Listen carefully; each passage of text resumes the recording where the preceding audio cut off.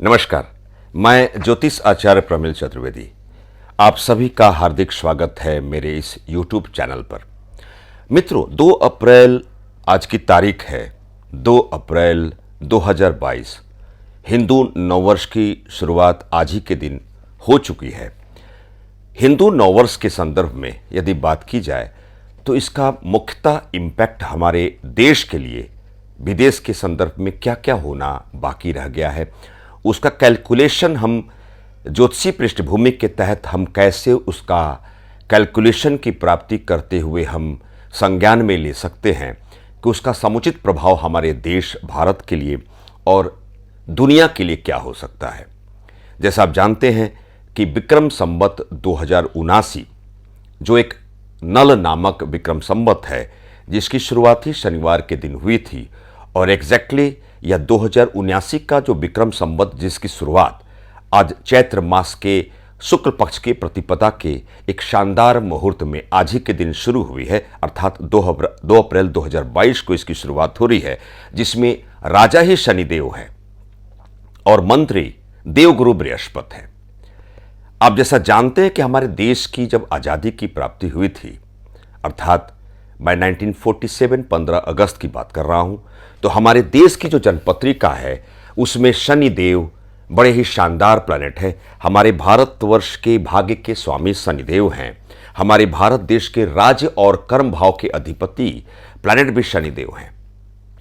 इतना तो तय है कि शनिदेव इस नए संवत 2079 में राजा हैं, तो हमारे भारत वर्ष के लिए बड़े ही शानदार तरीके से वह हम सबों को एक शानदार तरीके से प्रस्तुतिकरण करने वाले उस योग काल में एंट्री कराएंगे।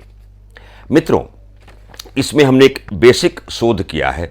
मैं थोड़ा समय आपका ध्यान का आकर्षण कराना चाहूँगा, चूँकि जिस मुहूर्त काल में यह नए संवत 2079 में जो हम आज की तारीख में एंट्री किए हैं, इसके प्रवेश कुंडली में ही कालसर्प योग बना हुआ है। कालसर्प दोष, जैसा कि मैं पिछले वीडियो में भी मैंने बताया है कि कालसर्प दोष की जब निर्मिति होती है तो एक आकस्मिक तरीके से एक विचित्र प्रकार की घटनाओं को अंजाम देता है। चूँकि नए संवत 2079 में प्रवेश करते ही जो कालसर्प योग का जो लक्षणिक स्थिति का समावेशित जो भूमिका का आगमन हुआ है, इसमें विस्फोटक या आतंकी घटनाएं या तख्ता पलट या गृह युद्ध जैसी नौबत देश दुनिया के संदर्भ में इस नए संवत 1 वर्ष के अंतराल हिंदू नववर्ष में ऐसी घटनाएं और परिघटनाओं का समावेश हो सकता है, इसकी जानकारी होने की संभाव्य काल में हम एंट्री कर रहे हैं। ऐसी जानकारी की प्राप्ति हो रही है। मित्रों, जैसे मंत्री बृहस्पति देवगुरु हैं, तो इतना तो तय है कि जब देवगुरु बृहस्पति की बात होती है तो धार्मिक कृत्य, आध्यात्म की, हिंदुत्व की बात होती है, अर्थात धार्मिक और आध्यात्मिक विषय को लेकर हमारा देश बड़ा ही सकारात्मक प्रभावित व्यवस्था में आएगा। और ऐसा भी होता है कि माननीय मोदी जी की अगुवाई में हमारे देश के कुछ नीतिगत फैसले ऐसे हों जो बृहस्पति से संबंधित संदर्भित परिक्षेत्र धार्मिक और आध्यात्म के क्षेत्र में बड़ा ही शानदार विकास की उस मूलभूत लक्षण को व्यवहारिक स्तर पर हम परिपूर्णता वाले उस योग काल में हम स्वयं को पाएं। मित्रों, एक समय सीमा, कुछ समय सीमा की इंडिकेशन की प्राप्ति हो रही है कि मैं आपको बताना उचित समझूंगा। जैसे 26 जून 2022 से 9 अगस्त 2022 के इस 9 वर्ष के कैलेंडर में जो अंगारक योग की निर्मिति हो रही है, इसमें अंतर्राष्ट्रीय राजनीति में बड़ा ही परिवर्तन देखने को मिलेगा। एक अजीबोगरीब परिवर्तन, अर्थात विश्व की राजनीति में बड़ा बदलाव आएगा। फिर अगस्त 2022 से नवंबर 2022 के अंतराल कालखंड में जब हम एंट्री करेंगे, जो मेरा कैलकुलेशन है, तो इसकी भी जानकारी की संभाव्य व्यवस्था की बनती हुई उस प्रतीत काल में हम एंट्री कर सकते हैं। ऐसा भी हो सकता है कि हमारे देश के किसी राज्य विशेष के सत्ता से किसी व्यक्ति विशेष को सत्ता से हटाया जा सकता है।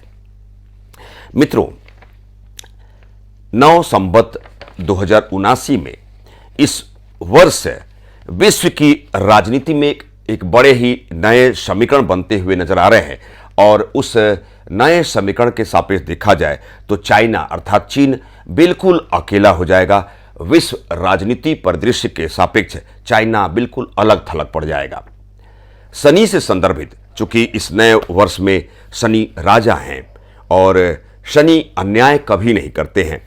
शनि से संदर्भित जो भी परिक्षेत्र है, लौह पदार्थ की बात करें, जेम्स स्टोन की बात करें, स्टील, पेट्रोलियम, कोयला, काले चने, गेहूं, अर्थात इससे संदर्भित परिक्षेत्र में जो भी व्यक्ति विशेष जुड़े हुए हैं उनके लिए चांदी है।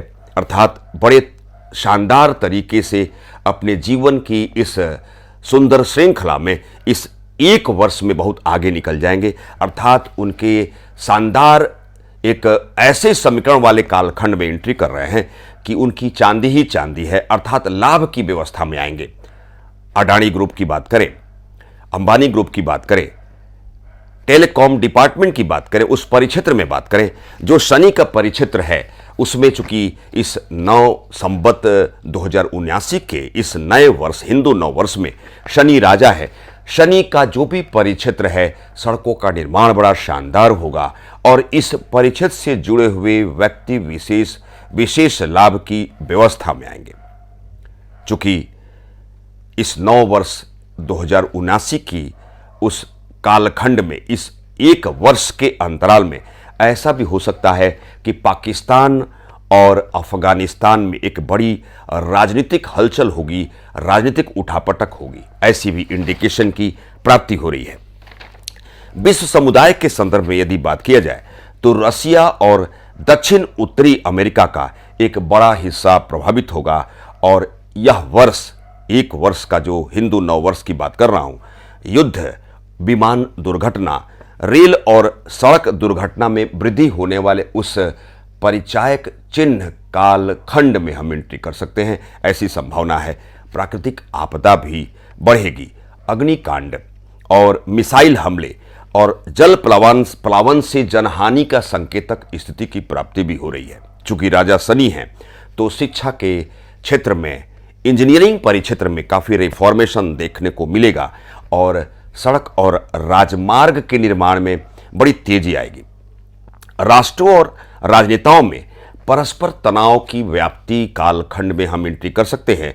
शीत युद्ध की स्थिति बनेगी और चूंकि मंत्री बृहस्पति हैं, बारिश काफी ज्यादा होगी और फसल उत्पादन और फलों और फूलों के उत्पादन में काफी बढ़ोतरी होगी। मित्रों, इस नव संवत 2079 मित्रों, राजा शनि हैं और मंत्री देवगुरु बृहस्पति हैं।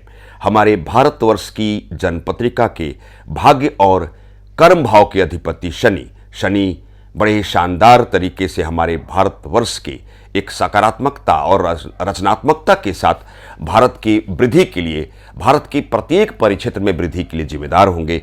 वही देवगुरु बृहस्पति, जो कि भारत की जनपत्रिका के एकादश भाव में बृहस्पति अपने स्वयं की मीन राशि में विराजमान होंगे और बृहस्पति का दृष्टिगत रिश्ता भारत के पराक्रम भाव, भारतवर्ष की जनपत्रिका के पंचम भाव और नवम भाव में पड़ता हुआ ऐसा प्रतीत हो रहा है कि देवगुरु बृहस्पति भारतवर्ष के उत्थान और विकास की उस उन्मुखता वाले भाव के कालखंड में हमको एंट्री कराएंगे, हम सबों को एंट्री कराएंगे। मित्रों, एक छोटी सी व्याख्यान के तहत मैं जोशाचार्य प्रमिल चतुर्वेदी, नमस्कार।